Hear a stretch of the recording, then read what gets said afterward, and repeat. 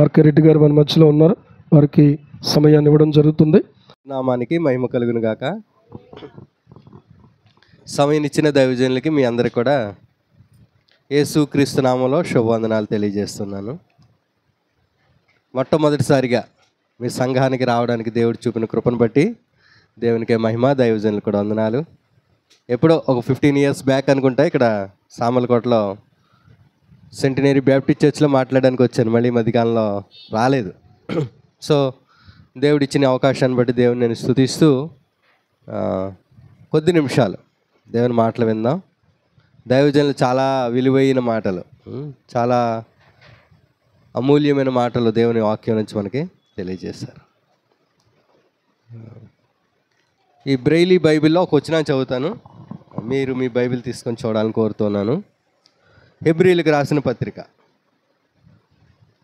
దైవజనులు ఒక వ్యక్తిని మనకు జ్ఞాపకం చేస్తారు, దావీదు గారిని. నేను కూడా ఒక వ్యక్తిని జ్ఞాపకం చేస్తాను.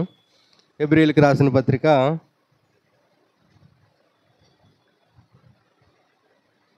11వ అధ్యాయము. హెబ్రీయులకు రాసిన పత్రిక 11వ అధ్యాయం నేను చదువుతున్నాను. 5వ వచనం చదువుతున్నాను. మీరు మీ గ్రంథం తీసుకుని ముందు పెట్టుకుని చూడండి. విశ్వాసమును బట్టి హానోకు మరణము చూడకుండా కొనిపోబడెను. అతడు కొనిపోబడక మునుపు దేవునికి ఇష్టుడై ఉండెనని సాక్ష్యము పొందెను. కాగా దేవుడు అతని కొనిపోయెను గనుక అతడు కనబడలేదు. విశ్వాసము లేకుండా దేవునికి ఇష్టుడయ్యుండుట అసాధ్యము. దేవుని యొద్దకు వచ్చువాడు ఆయన ఉన్నాడనియు తన్ను వెదకు వారికి ఫలము దయచేయువాడనియు నమ్మవలెను కదా. చిన్న ప్రార్థన చేద్దాం. స్తోత్రములపై ఆసీనుడయ్యున్న మా దేవా, నీకు వందనాలు. ఈ ఉదయకాల సమయంలో కొద్ది సమయం నీ పాదాల దగ్గర, నీ సన్నిధిలో నీ వాక్యాన్ని ధ్యానం చేయడానికి మేము ఇష్టపడుతూ ఉన్నాం. నాతో మాతో మీరు మాట్లాడండి. మీరు మాట్లాడితే మేము బ్రతుకుతాం. మీ జీవాహారాన్ని విరిచి వడ్డించండి ప్రభువా. ప్రతి ఒక్క హృదయం తెరవబడ్డానికి నీ వాక్యం విత్తుతూ ఉంటుండగా అనేకులు దేవా వారి జీవితాలు సరి చేసుకోవడానికి సహాయం చేయండి. మమ్మల్ని చేతులకు అప్పగించుకుంటూ నీ వాక్కు ప్రత్యక్షత, మీ పరిశుద్ధాత్మ అభిషేకం, మీ పరిశుద్ధాత్మ సంచారం ఇక్కడ జరిగించండి. యేసు పరిశుద్ధ నామములో ప్రార్థన అడిగి వేడుకుంటున్నాను పరమ తండ్రి, ఆమేన్. దేవునికి మహిమ కలుగును గాక. మనకున్న కొద్ది సమయంలో కొన్ని మాటలు జ్ఞాపకం చేసుకుందాం. పాటలు పాడడం ద్వారా దేవుని మహిమపరిచారు. తర్వాత మనం కొన్ని మాటలు కూడా దేవుని వాక్యం నుంచి విన్నాం కదా. ఈ దృష్టి లోపం అనేది బై బర్త్ నుంచి ఉందన్నమాట. పుట్టుక నుంచి దృష్టి లోపం ఉంది, 100% అనమాట. ఓకే. అయితే దేవుడు తన కృపను బట్టి మా కుటుంబాలన్నిటిలో నన్ను రక్షించుకున్నాడు. సో నన్ను దేవుడు రక్షించుకున్నాడు, కుటుంబంగా కట్టాడు, ఈ స్థితిలో పెట్టాడు దేవుడు. దేవునికి మహిమ కలుగును గాక. ప్రతి నెల ఎలా సంఘాల్లో మాట్లాడడానికి ప్రతి నెల కనీసం ఒక 3000 కిలోమీటర్లు తిరుగుతాను అనమాట. అప్పుడప్పుడు ఇంట్లో నిద్రట్లేదు అనుకోండి, మా పిల్లలు మా మిస్సెస్ జోక్ చేస్తారన్నమాట, మీ డాడీ ట్రైన్లో లేరు కదా అందుకు నిద్ర పట్టదని. ఓకే. ఇప్పుడు కూడా బ్యాగ్లో ఒక 2-3 జర్నీస్కి కదా టికెట్స్ రెడీగా ఉంటాయి. నెక్స్ట్ వీక్ ఏలూరులో ఉంటాం, సాటర్డే సండే. ఆ తర్వాత సాటర్డే సండే కావలి, ఆ తర్వాత సాటర్డే సండే నెల్లూరు. ఆ టికెట్స్ అన్నీ కూడా ఆ బ్యాగ్లో రెడీగా ఉంటాయి అన్నమాట. Okay.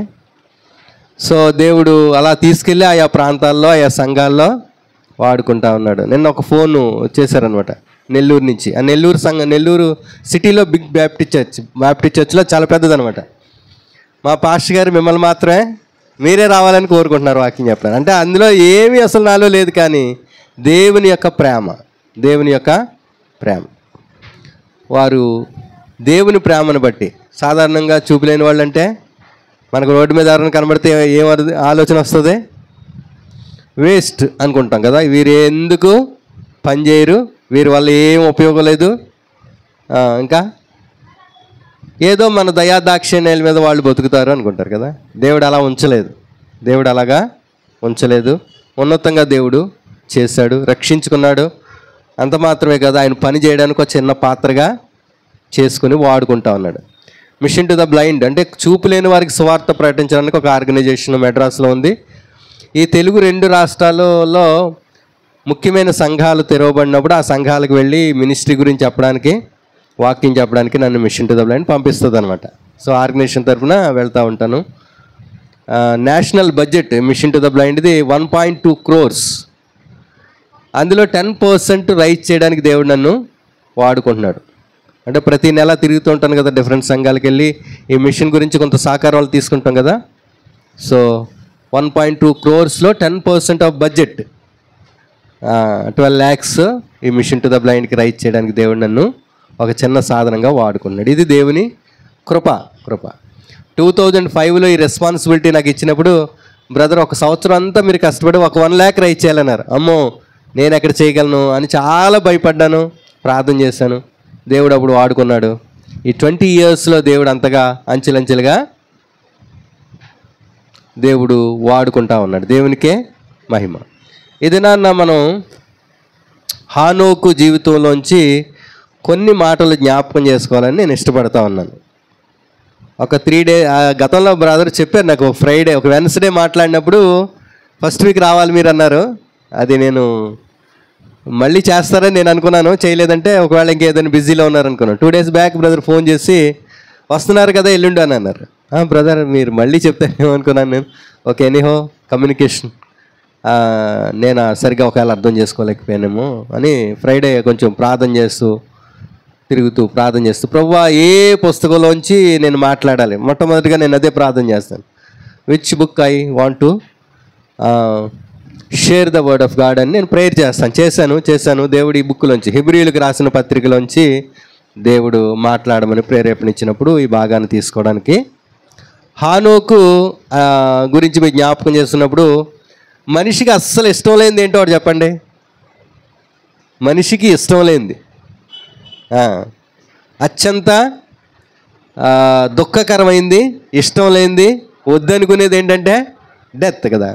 There are two deaths కదా. అంటే 2 రకాల మరణాలని బైబిల్ చెప్తా ఉంది. ఒక మరణం ఏంటంటే శారీరక, రెండవది అది ఎక్కడుంది, బైబిల్లో ఉంది కదా. ప్రకటన గ్రంథం 21వ అధ్యాయం 8వ వచనంలో మీకు కనబడుతుంది. వాళ్ళందరూ 2వ మరణానికి పాత్రులు అని చెప్తాడు అనమాట. ఓకే, సో ఫిజికల్ డెత్ అనేది క్వైట్ నేచర్, స్పిరిచువల్ డెత్ అనేది మనకు కాదు. ఎవరికి కాదు? మనకి కాదు. ఓకే, మనం ఎక్కడికి వెళ్తామంటే నిత్య జీవంలోకి వెళ్తాం. దేవుణ్ణి ఎవరైతే అంగీకరించరో, ఎరగరో వాళ్ళు నిత్య నరకమైన మరణానికి వెళతారు. ఓకే, ఇది చాలా క్లియర్గా మనకు ఉండాలి. హానోకుని గురించి ఒక మాట మనం ఇక్కడ ఈ 11వ అధ్యాయాన్ని ఏమంటారంటే విశ్వాస వీరుల యొక్క జాబితా, విశ్వాస వీరుల యొక్క సాక్ష్యాలు, విశ్వాస వీరుల యొక్క గురించి మనకి ఈ 11th చాప్టర్ అంతా కూడా హెబ్రీయులకు రాసిన పత్రిక 11వ అధ్యాయంలో మనం చూస్తాం. హీరోస్ ఆఫ్ ఫెయిత్, వాళ్ళెవరో హీరోస్ ఆఫ్ ఫెయిత్ కదా, విశ్వాస వీరులు. వీరుల్లో ఒకరిని మనం జ్ఞాపకం చేసుకుంటున్నాం, తను హానోకు. ఇతని గురించి బైబిల్లో ఎక్కడ రాయబడింది అంటే ఆదికాండం 5వ అధ్యాయము 21 నుంచి 24 వరకు ఉన్న భాగంలో రాయబడింది. ఒకసారి చదివేస్తారా ఒకరు తీసిన వాళ్ళు? అవును,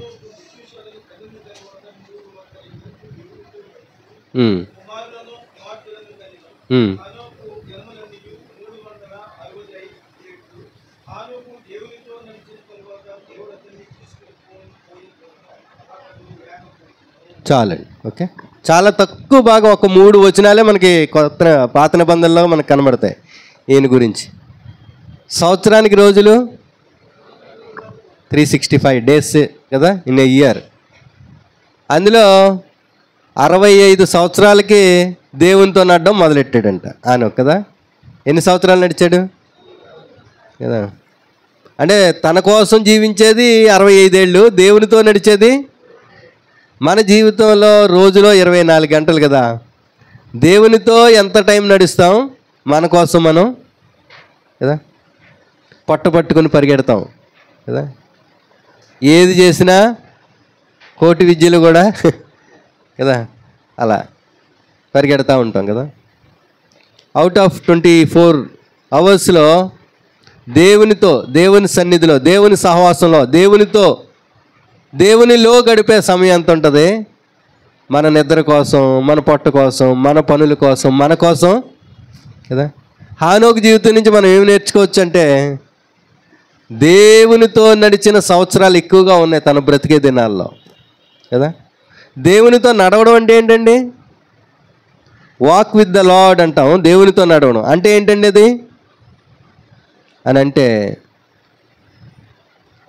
ఫిజికల్గా నడవడం కాదు. ఫిజికల్గా కూడా రోజు నడిచేవారు వాళ్ళు, దేవునితో నడుస్తూ ఉండేవాడు. ఒక వ్యక్తి ఇలా చెప్తాడు, రోజు దేవుడు హానోకు రోజు కూడా నడుస్తూ ఉన్నారు. రోజు కొంతసేపు మాట్లాడుకుంటూ ఉన్నారు. వాళ్ళిద్దరి మధ్య సహవాసం జరుగుతూ ఉంది. రోజు రావడం పోవడం. దేవుడు వస్తున్నాడు, దేవుడితో కొంత టైం నడుస్తూ ఉన్నారు. ఈవినింగ్స్ ఇద్దరు కూడా వాక్ చేసుకున్నారు, మాట్లాడుకున్నారు. మళ్ళీ దేవుడు వెళ్ళిపోతూ ఉన్నాడు ఈ వ్యక్తి తన ఇంటికి. ఈ 365 సంవత్సరాల వయసు, ఆ ప్రాయంలో లాస్ట్ దినాన్ని ఏం చేశారంటే, ఇద్దరు మాట్లాడుకుంటూ చాలా దూరం నడిచి వెళ్ళిపోయారంట. చాలా దూరం నడిచిన తర్వాత దేవుడు అన్నాడంట, మీ ఇంటికి చాలా దూరం వచ్చేసాం. మన మాటల్లో మా ఇంటికి దగ్గరలో ఉన్నాం కాబట్టి నీ ఇంటికి వెళ్ళడం కంటే నా ఇంటికే నువ్వు వచ్చేస్తే మంచిది, వచ్చేయి అంటే ఓకే ప్రభువా అని చెప్పి దేవునితోటి. ఎంత మంచి అనుభవం కదా అది, ఎంత చక్కని అనుభవం కదా. నడుస్తూ దేవుని దగ్గరికి వెళ్ళిపోవడం. హానోకు జీవితంలోంచి మనం కొన్ని మాటలు జ్ఞాపకం చేసుకుందాం. నడవడం అని అంటే జీవించడం. నడవడం అంటే ఏంటి? ఇక్కడ జీవించడం. కీర్తన 1:1 అంటాడు, దుష్టుల ఆలోచన చొప్పున నడువక. ఓకే, కంఠస్థ వచ్చి మనకి చాలా మంచిది, దేవుని స్తోత్రం. ఇక్కడ దేవునితో నడుస్తూ ఉన్నాడు, దుష్టుల ఆలోచన చొప్పున నడవట్లేదు కదా. మన జీవితాల్లో ఏది ఎక్కువ ప్రభావం మన మీద చూపిస్తూ ఉంది? మనుషుల ఆలోచనలు, మనుషుల తలంపులు, మనుషుల సలహాలే మనల్ని నడిపిస్తున్నాయా, లేకపోతే దేవునితో మనం నడుస్తూ ఉన్నామా అనేది ఆలోచన చెయ్యాలి. లైఫ్ టైంలో ఎక్కువ సంవత్సరాలు హానోకుకి దేవునితో నడిచే అనుభవం ఉంది. మనకి అనిపించవచ్చు మనలాంటి బాధలు ఆయనకి లేవండి, ఈ సంసార బాధలు లేవు అని చెప్పడానికి లేదు. ఏమన్నాడు ఇక్కడ? నడుచుచు కుమారులను, అంటే ఏంటి? ఫ్యామిలీ రెస్పాన్సిబిలిటీ కూడా ఉంది తనకేముంది? కుటుంబ బాధ్యత కూడా తనకు ఉంది కదండి. కుటుంబంగా నడిచాడు, వ్యక్తిగతంగా నడిచాడు, కుటుంబంగా కూడా దేవునితో నడిచాడు కదండి. కొన్నిసార్లు వ్యక్తికి ఉంటుంది కానీ సాక్ష్యం కుటుంబానికి ఉండదు కొన్నిసార్లు. కానీ హానోకి అలా కాదు, కుటుంబంలో జీవిస్తూ కుటుంబాన్ని పోషించుకుంటూ దేవునితో నడిచాడు. దేవుని స్తోత్రం కలుగును గాక. ఇంకా హానోకు గురించి ఏం మాటలు చెప్పబడ్డాయి అని అంటే, కొనుపోబడినప్పుడు, హానోకు కొనిపోబడక మునుపు దేవునికి ఇష్టుడై ఉండెను. ఎంత చక్కని మాట ఇది. ఈ మాట చదువుతూ ఉంటే నాకు చాలా ఆశ్చర్యం కలిగింది, చాలా సంతోషం కలిగింది. దేవునికి ఇష్టంగా జీవించడం. ఇష్టం కోసం మనిషి ఏం చేస్తాడు? ఏదైనా చేస్తాడు కదా. ఇష్టం అయ్యిందంటే ఏదైనా చేస్తాడు కదా.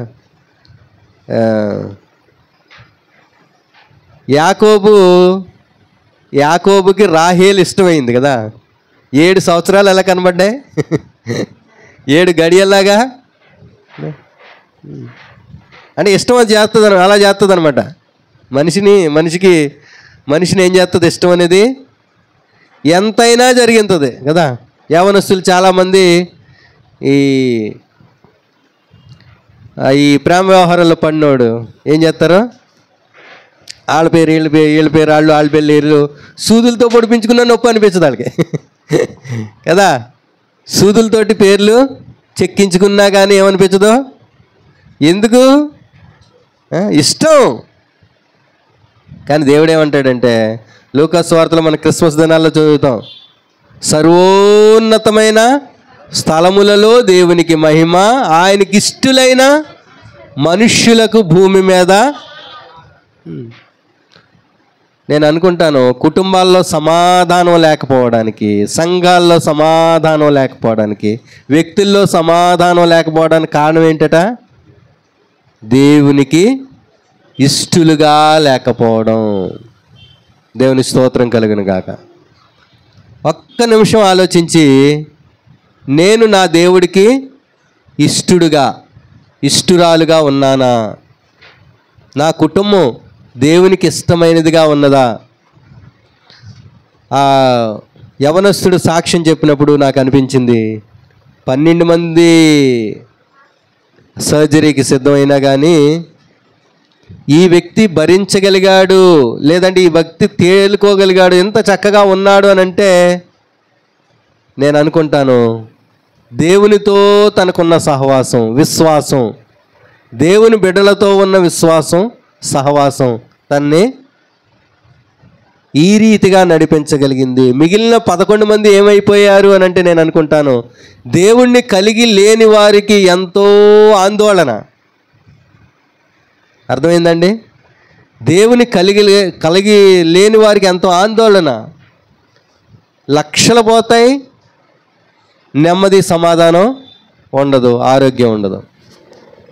దేవుని కలిగి ఉన్నందుకు ఈ కుమారుడికి దేవుడు ఇచ్చాడు. దేవుని స్తోత్రం, హల్లెలూయా. ఇక్కడ ఈ హానోకు జీవితంలోంచి మనం నేర్చుకోవాల్సింది, మొదటి మాట ఏం చెప్పాను మీకు, దేవునితో నడవడం ఒకటోదైతే, రెండోది ఏంటి, దేవునికి ఇష్టమైన జీవితం. దేవునికి ఇష్టమైన జీవితం, ఆయన కట్టడలను అనుసరించి, ఆయన ఆజ్ఞలను గైకొని కదా. ద్వితీయోపదేశకాండం 28:15 ఒకసారి చదువుతారా? ఒక వచనం చదవండి.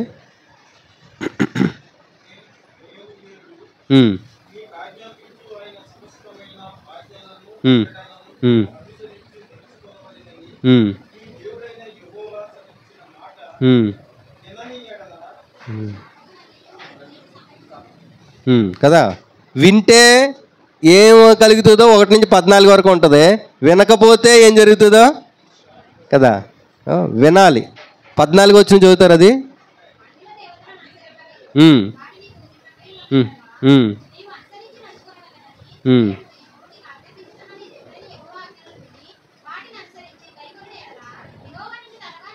చాలు.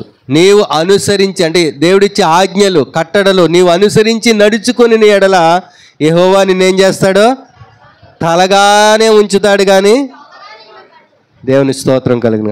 ఇంకా ఎవరైనా తోగ్గా ఉన్నారనుకోండి, అంటే వెనకబడే ఉన్నారు, ఇంకా ఏమీ జరగట్లేదు, ఇంకా ఏమీ నీ జీవితంలో మేలును అనుభవించలేదు అని అంటే అది దేవుడి లోపం కాదు, మన లోపం కదా. ఇంకా ఆయన కట్టడల విషయంలో, ఆయన ఆజ్ఞల విషయంలో, ఆయన మాట వినడం విషయంలో ఇంకా మనం సరి అయిన రీతిలోకి రాలేదు అని అర్థం. మాట ఇచ్చే దేవుడు మాట తప్పనివాడు కదా. దేవుని స్తోత్రం కలిగిన కాక. దేవునికి ఏమై ఉండాలి, మనం ఇష్టలుగా ఉండాలంటే ఆయన మాట, ఆయన ఆజ్ఞ, ఆయన కట్టడలు ఏం చేయాలి, విని అనుసరించే అనుభవంలోకి రావాలి. యాకోబు పత్రికలో అంటాడు, మీరు వినువారు మట్టుకై ఉండక.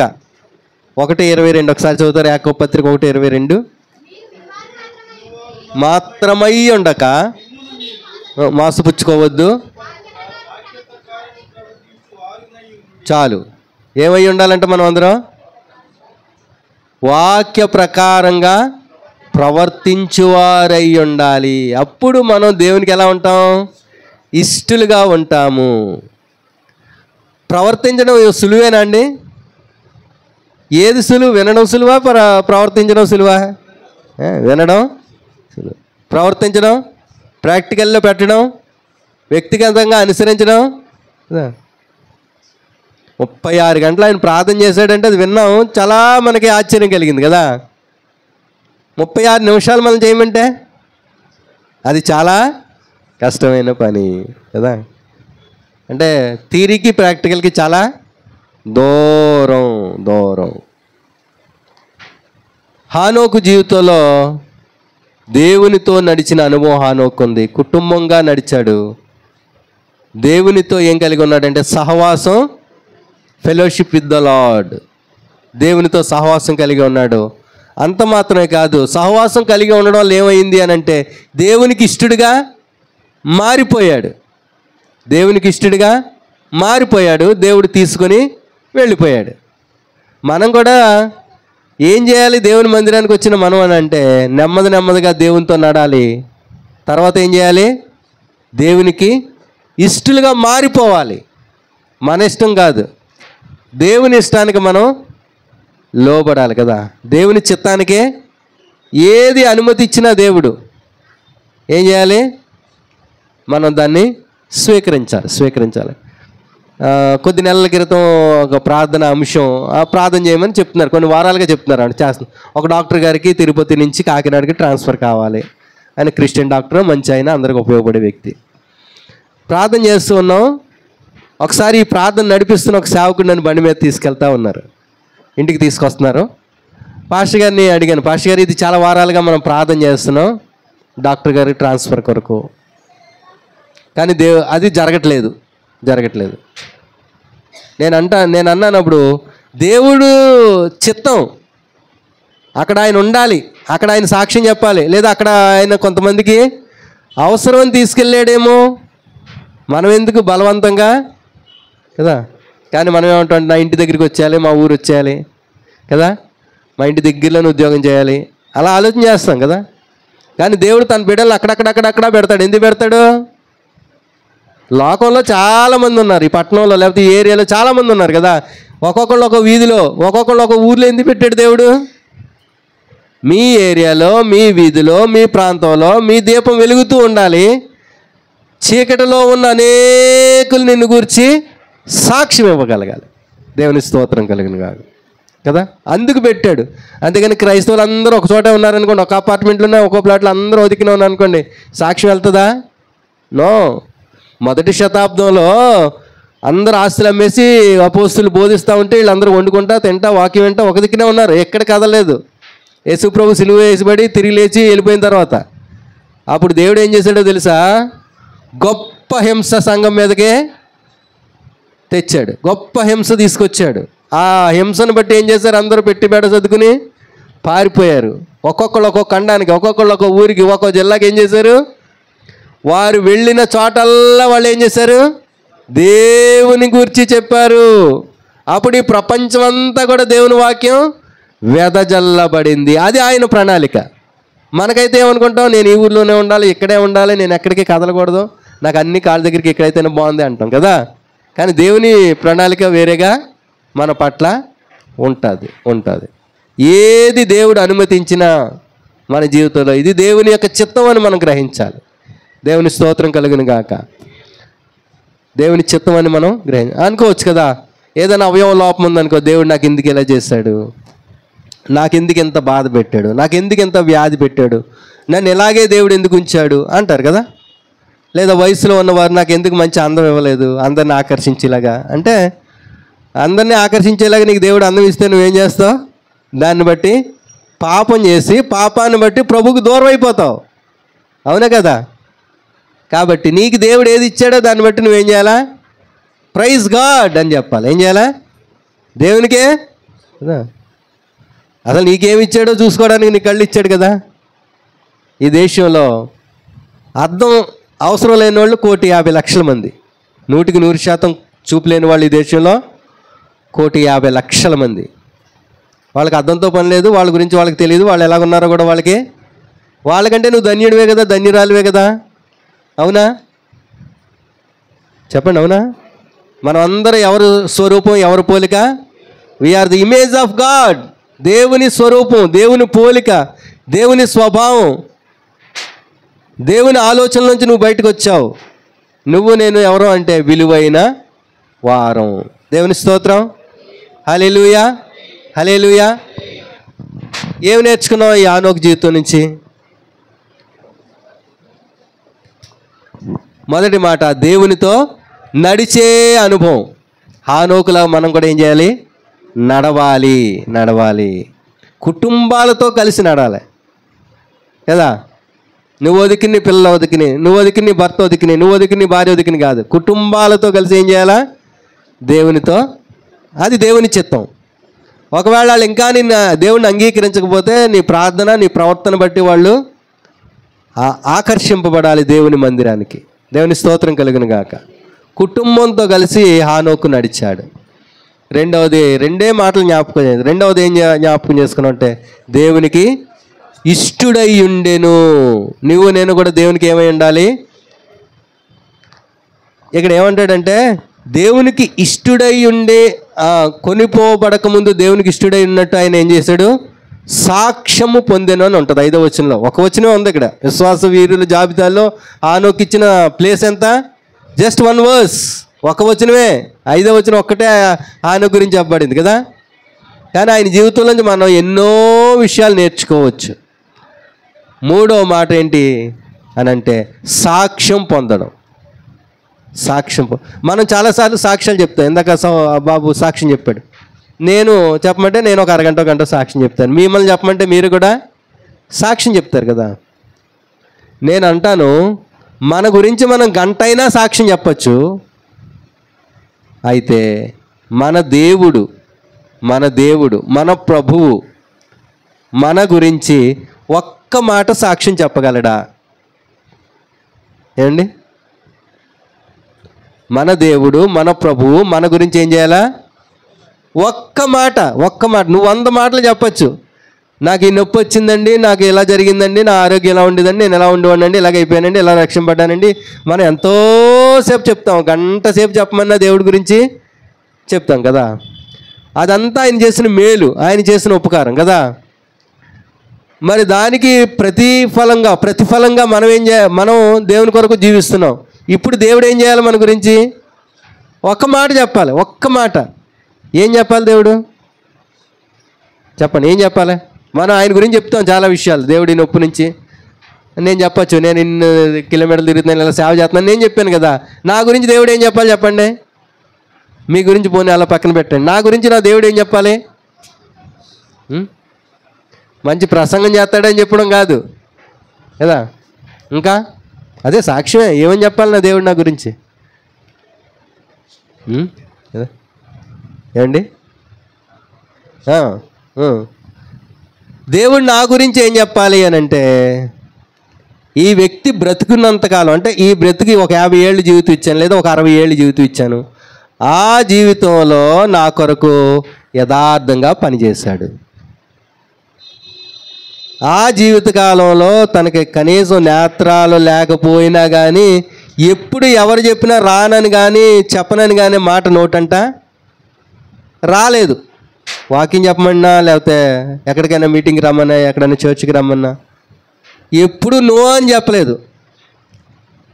ఎన్నో రాత్రులు నిద్ర లేని రాత్రులు, ఎన్నో రాత్రులు భోజనం లేని రాత్రులు, ఎన్నో రాత్రులు నా జీవితంలో రిజర్వేషన్ కన్ఫర్మ్ అవ్వక కూర్చుని ఎందుకు? ఎవరి కోసం అంటే నా ప్రభువు దగ్గర నాకేం కావాలి? ఒక మంచి సాక్ష్యం కావాలి. నేను ఎంత ప్రయాసపడితే అంత గొప్ప బహుమానం దేవుని రాజ్యంలో నాకు ఉంది. దేవుని స్తోత్రం కలుగును గాక. మీ గురించి కూడా కదా. మీ గురించి కూడా దేవుడు ఏం చేయాలా? ఒకప్పుడు అబద్ధికురాలు, ఇప్పుడు అది లేదు. ఒకప్పుడు మంచి సాక్ష్యం లేదు ఈ వీధిలో ఇతని గురించి ఈమె గురించి, ఇప్పుడు మంచి సాక్ష్యం ఉంది. తన మాట అవునంటే అవును, కాదంటే కాదు కదా. అన్ని అబద్ధాలు ఆడి అన్ని అంతమాల ఒట్టు అన్నామనుక నీ మాట మీద నమ్మకం ఉంటుంది ఎవరికైనా? కొంతమంది అదే పని చేస్తుంటారు కదా. ప్రతిదానికి ఒట్టు అంటారు, ఆ ఒట్టులో ఏమి కూడా గట్టితనం ఉండదు. అలా కాదు నీ బ్రతుకు, నా బ్రతుకు, నీ మాట. ఒకవేళ వస్తానంటే ఎస్, రాలేకపోతే రాలేనని చెప్పు. వస్తానని చెప్పి రాలేదంటే అది ఎంత అబద్ధం కదా. నువ్వు టైం ఇస్తే టైంకి ఉండాలంతే. అది ఎవరి స్టాండర్డ్ అంటే దేవుని బిడ్డలకి ఇచ్చిన స్టాండర్డ్. ఆ స్టాండర్డ్ని బట్టి నీ విలువ పెరుగుతుంది, నీ విలువ పెరుగుతుంది. అలాంటి అనుభవాలకు మనం ఎదగాలి. దేవుని నామానికి మహిమ కలుగు. నాకు ఇచ్చిన టైం అయిపోయింది. దేవుడి మాటలు మన వెనుకల్లో దీవించును గాక. మిగిలిన కార్యక్రమాన్ని దైవజనులు నడిపిస్తారు. నాకు ఇచ్చిన అవకాశాన్ని బట్టి దేవునికి యాక్చువల్ కొంతసేపు సాక్ష్యం కూడా పంచుకోవాలి, కానీ we have shortage of time. మనం టైంని ఫాలో అవ్వాలి, అది ఆగదు కదా మనం ఎంత కదా. సో దేవునికి మహిమ, దైవజనులకు వందనాలు. మీ అందరికీ ఓపికతో విన్నందు మీకు కూడా వందనాలు.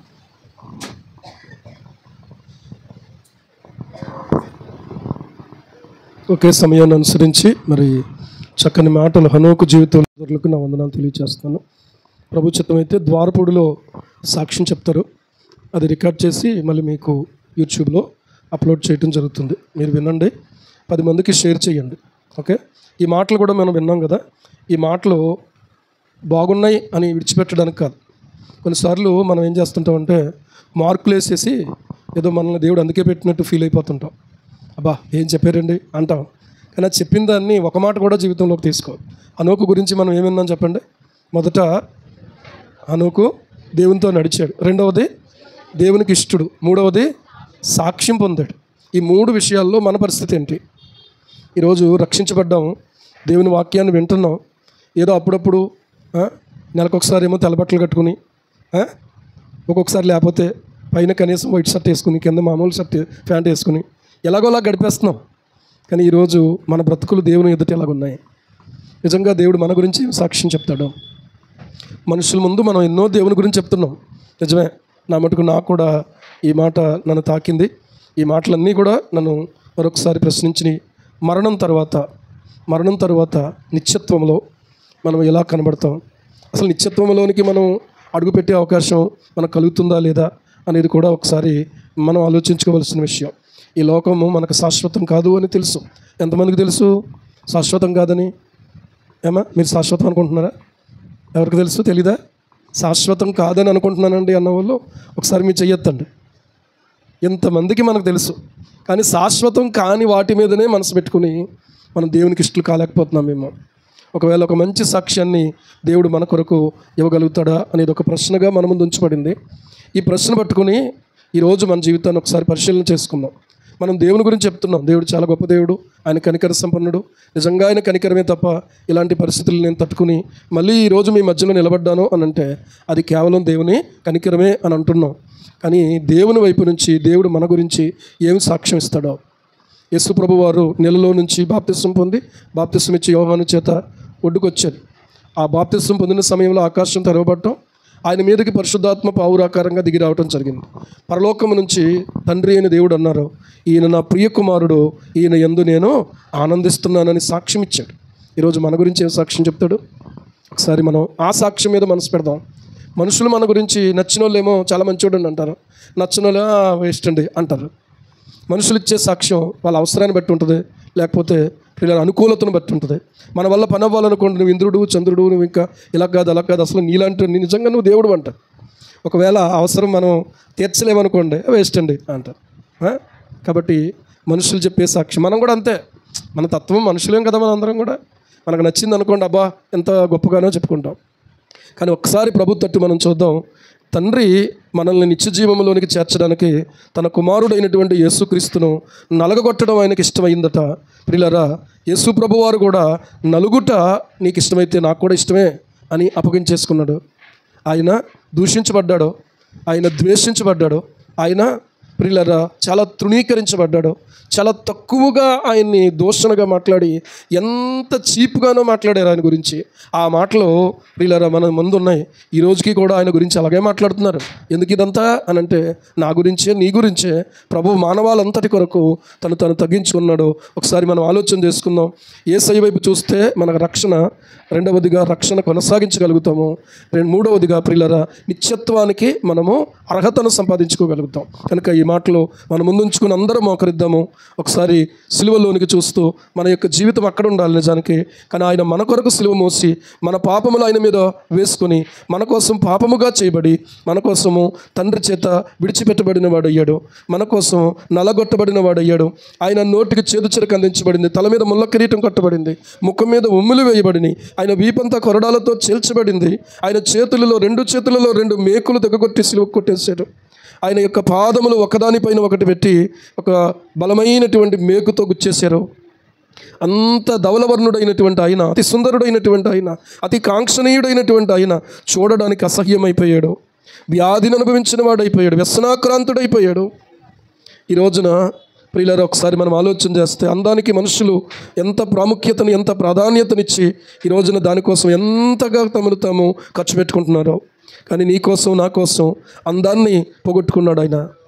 ఆకారమందు మనుష్యుడిగా కనబడడానికి ఇష్టపడ్డాడు. ఆయన యొక్క తగ్గింపును చూస్తే సిలువ మరణం పొందినంతగా నీ కొరకు, నా కొరకు విధేయత చూపాడు, నేల మట్టుకు తగ్గించుకున్నాడు. ఒకసారి మళ్ళీ ఆయన వైపుకు మన దృష్టి సారిద్దాం. నన్ను జ్ఞాపకం చేసుకున్నట్టుకై దీన్ని చేయమని ప్రభు చెప్పారు. ఆయన అప్పగించబడిన రాత్రి ఒక రొట్టెనెత్తుకుని కృతజ్ఞతాస్తుతులు చెల్లించి, ఇది మీ కొరకు విలువబడిన నా శరీరం అని ఆయన చెప్పారు. మీరు దీన్ని తీసుకుని నన్ను జ్ఞాపకం చేసుకునండి, మీరు దీన్ని తీసుకోండి, ఇది నా శరీరము అని చెప్పారు. ఒక పాత్రనెత్తుకుని కృతజ్ఞతాస్తుతులు చెల్లించి, ఇది మీ కొరకు చిందించబడుతున్న నా క్రొత్త నిబంధన రక్తమని ప్రభు చెప్పారు. దీనిలోనిది మీరు త్రాగండి, ఇది రొట్టెను తిని ఈ పాత్రలోని త్రాగునప్పుడల్లా ప్రభు వచ్చే వరకు ఆయన మరణాన్ని ప్రచురించుదురు అని చెప్పారు. నీవు నేనే ఆయన మరణానికి, పునరుద్ధానానికి సాక్షులం. ప్రియులారా, మనము ఈ యొక్క విశ్వాసాన్ని కాపాడుకుంటూ ప్రార్థన చేసుకుందాం. రక్షింపబడిన వారు ఇక్కడ ఉన్నారు, బాప్తిస్మం పొందిన వారు ఉన్నారు, పొందని వారు కూడా ఒకవేళ ఉంటే ఈరోజు ఈ కార్యక్రమంలో నీ హృదయాన్ని ప్రభుకి ఇవ్వగలవా? నీ హృదయంలోనికి ప్రభువును చేర్చుకోగలవా? ఆయన ప్రేమ నిజమైన ప్రేమను అర్థం చేసుకోగలవా? ఈ ప్రేమే నిజమైన ప్రేమ అన్నప్పుడు, నీకు అర్థమైనప్పుడు లోక ప్రేమల వెంబడి వెళ్ళి నువ్వు నష్టపోవు, నీ జీవితాన్ని నాశనం చేసుకోవు, నీ కుటుంబానికి బాధను వేదనను మిగల్చవు, నీకున్నటువంటి అజ్ఞానంతో అమాయకత్వంతో నీ జీవితాన్ని పాడు చేసుకోవు. యేసయ్య ప్రేమే నిజమైన ప్రేమను తెలుసుకుని ఆ ప్రేమలోనే మనం వేరుపారి స్థిరపడితే ఎప్పటికీ మనము కదలము. ఆ ప్రేమే శాశ్వతమైంది, ఆ ప్రేమే మోసము లేనిది, ఆ ప్రేమే స్వార్థము లేనిది, ఆ ప్రేమే ఊహకందనటువంటి ప్రేమ.